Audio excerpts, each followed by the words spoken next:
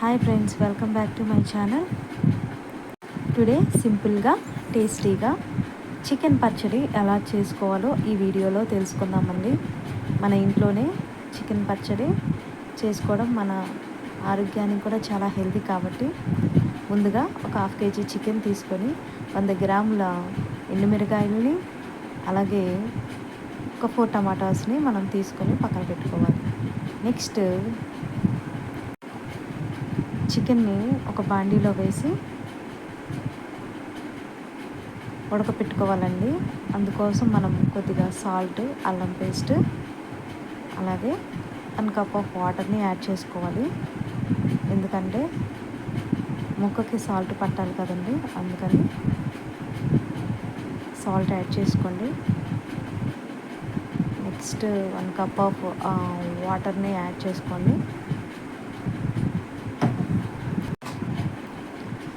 1 glass of వాటర్ని add చేసుకోండి. అల్లం పేస్ట్ని కూడా యాడ్ చేసుకొని ముక్క బాగా ఉడికేంత వరకు ఉడకబెట్టుకోండి. లేకపోతే చట్నీ అనేది ఎక్కువ రోజులు నిల్వ ఉండదు. నెక్స్ట్ వేరొక బాండీలో ఎండుమిరకాయలని ముచ్చికలు తీసుకొని 2 సగాలుగా కట్ చేసుకొని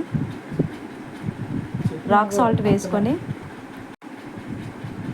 బాగా ఏగనివ్వాలండి. ఎర్రడాలుగా వేగనిచ్చాక నెక్స్ట్ అదే బండిలో ఆయిల్ వేసుకొని టమాటాలు కూడా వేసుకొని బాగా వేగనివ్వండి.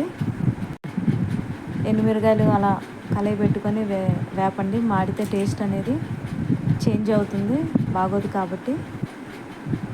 అలాగే అదే బండిలో టమాటాలను కూడా తీసుకొని ఒక 1 టేబుల్ స్పూన్ ఆఫ్ ఆయిల్ వేసుకొని ఉడకబెట్టుకోండి. బాగా గ్రేవీలాగా రావాలన్నమాట. అలా ఉడకపెట్టుకుంటే మనకి చట్నీ అనేది పాడవకుండా ఎక్కువ రోజులు నిల్వ ఉంటుంది.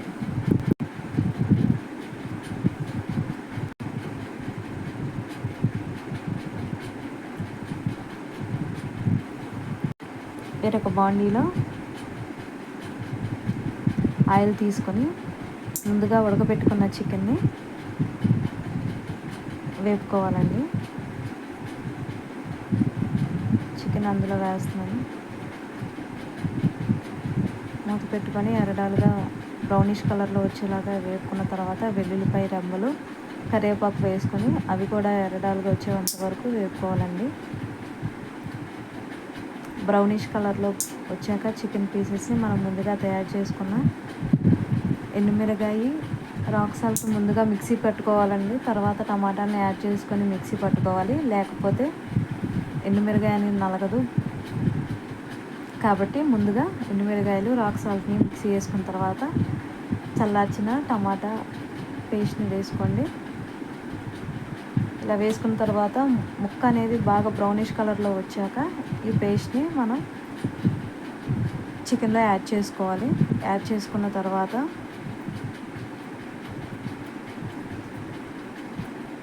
మంట స్లిమ్లీలో పెట్టుకొని స్లోగా తిప్పుతూ మాడకుండా వేయించుకోవాలి. అలా వేయించుకుంటే మనకి చికెన్ పచ్చడి అనేది చాలా టేస్ట్గా ఉంటుంది.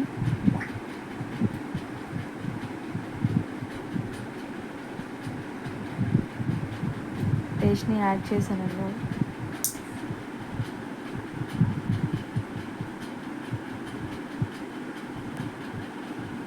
స్లోగా మాడకుండా స్లిమ్లో పెట్టుకొని వేగనివ్వండి. అలాగా సిమ్లో పెట్టుకొని వేగనివ్వండి.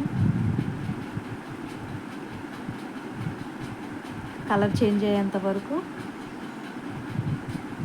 వేపుకుంటూ ఉంటే మనకి టేస్ట్ అనేది చాలా బాగుంటుందండి.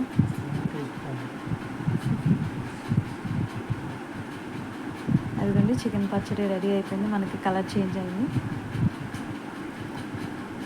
మన ఛానల్ని ఎవరైతే ఫస్ట్ టైం చూస్తున్నారో సబ్స్క్రైబ్ చేసుకోండి, లైక్ చేయండి, కామెంట్ చేయండి.